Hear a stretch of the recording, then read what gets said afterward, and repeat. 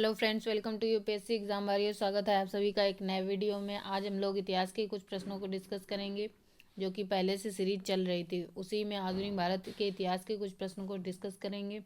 तो आज का पहला प्रश्न है, चौरी चौरा घटना कब हुई थी?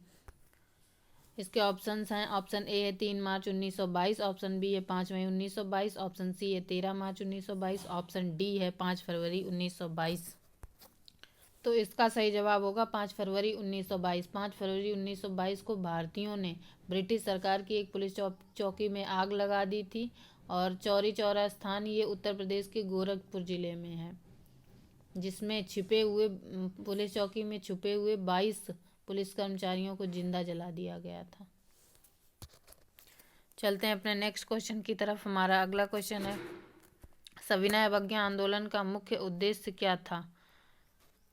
सविनय अवज्ञा आंदोलन का मुख्य उद्देश्य क्या था? ऑप्शन ए है चर्चिल का प्रतिक्रियावादी उपागम, ऑप्शन बी है नमक कर का विरोध, ऑप्शन सी है अगस्त कथन का विरोध, या ऑप्शन डी है गोलमेज सम्मेलन का विरोध।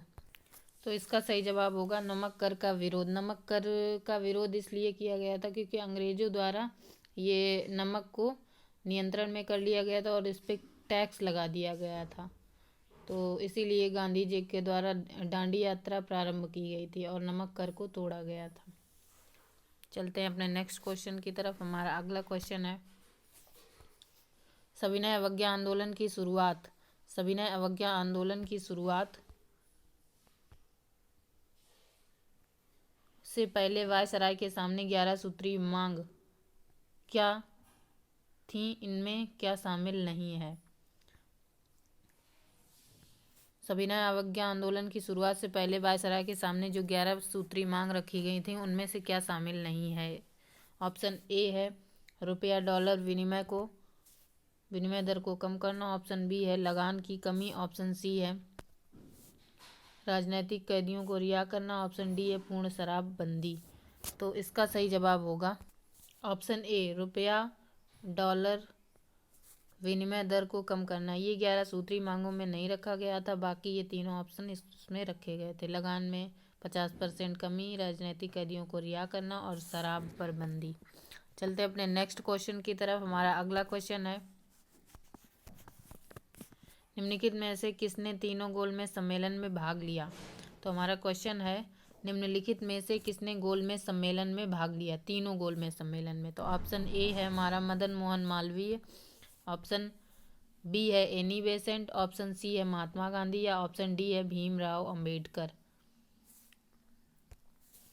तो इसका सही जवाब होगा भीमराव अंबेडकर। इन्होंने तीनों गोलमेज सम्मेलन में भाग लिया था, जिसमें कि प्रथम गोलमेज सम्मेलन 12 नवंबर 1930 को हुआ था और ये 13 जनवरी 1931 तक चला। द्वितीय गोलमेज सम्मेलन 7 सितंबर 1931 से 1 दिसंबर 1931 तक, और तृतीय गोलमेज सम्मेलन 17 नवंबर 1932 से 24 दिसंबर 1932 तक चला। डॉक्टर भीमराव अंबेडकर ने ये तीनों गोलमेज सम्मेलनों में भाग लिया और तीनों गोलमेज सम्मेलन लंदन में हुए थे।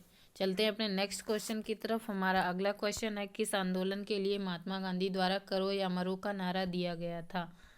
तो इसके ऑप्शंस हैं पूर्ण स्वराज आंदोलन, भारत छोड़ो आंदोलन, दांडी मार्च या खिलाफत आंदोलन।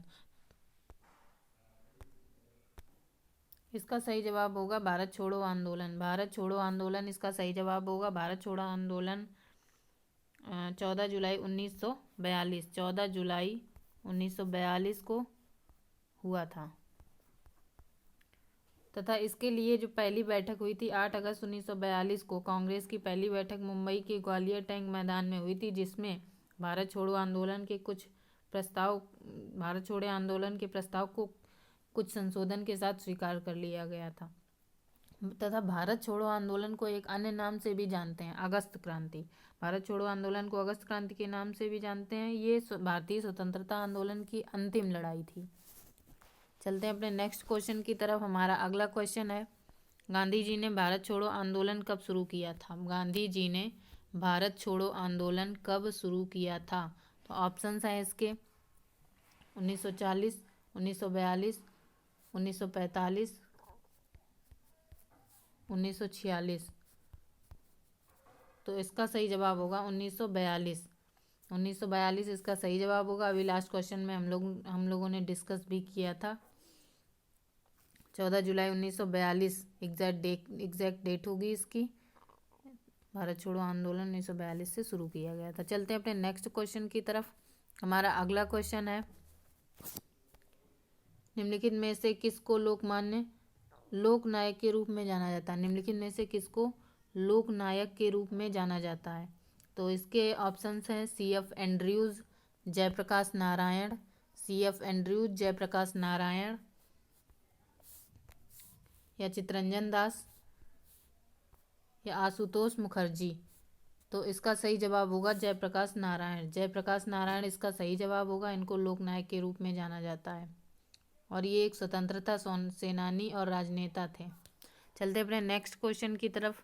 हमारा अगला क्वेश्चन है, रास बिहारी बोस द्वारा संगठित भारतीय स्वतंत्रता लीग के संगठन का अग्रदूत कौन था? रास बिहारी बोस द्वारा संगठित भारतीय स्वतंत्रता लीग के संगठन का एक अग्रदूत था। तो इसके ऑप्शंस हैं भारतीय राष्ट्रीय कांग्रेस, भारतीय राष्ट्रीय कांग्रेस, भारतीय राष्ट्रीय कांग्रेस, भारतीय राष्ट्रीय फौज, कम्युनिस्ट पार्टी या मुस्लिम लीग। ये थोड़ी टाइपिंग एरर है इसमें टाइपिंग एरर है थोड़ी। पहला ऑप्शन होगा भारतीय राष्ट्रीय कांग्रेस, ऑप्शन बी होगा भारतीय राष्ट्रीय फौज, ऑप्शन सी होगा कम्युनिस्ट पार्टी, ऑप्शन डी होगा मुस्लिम लीग। तो इसका सही जवाब होगा मुस्लिम लीग। सॉरी, इसका सही जवाब होगा भारतीय राष्ट्रीय फौज। इसे आजाद हिंद फौज के नाम से भी जानते हैं। चलते हैं अपने नेक्स्ट क्वेश्चन की तरफ। हमारा अगला क्वेश्चन है, नेतृत्व का कौन सा सिद्धांत संपूर्ण वैज्ञानिक माना जाता है? तो पहला ऑप्शन है हमारा स्थिति का सिद्धांत, दूसरा है बहुकारक का सिद्धांत, तीसरा है व्यक्तिगत गुण या स्थिति का सिद्धांत, ऑप्शन डी है अनुवांशिक सिद्धांत। तो इसका सही जवाब होगा बहुकारक का सिद्धांत। बहुकारक का सिद्धांत संपूर्ण नेतृत्व के सिद्धांत के नाम से जाना जाता है या माना जाता है उसको। इस अवधारणा या इस सिद्धांत का प्रतिपादन जेम्स मैकग्रेगर बंस ने किया था। जेम्स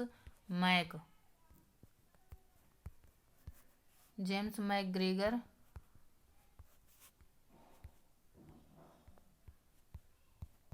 बंस ने किया था।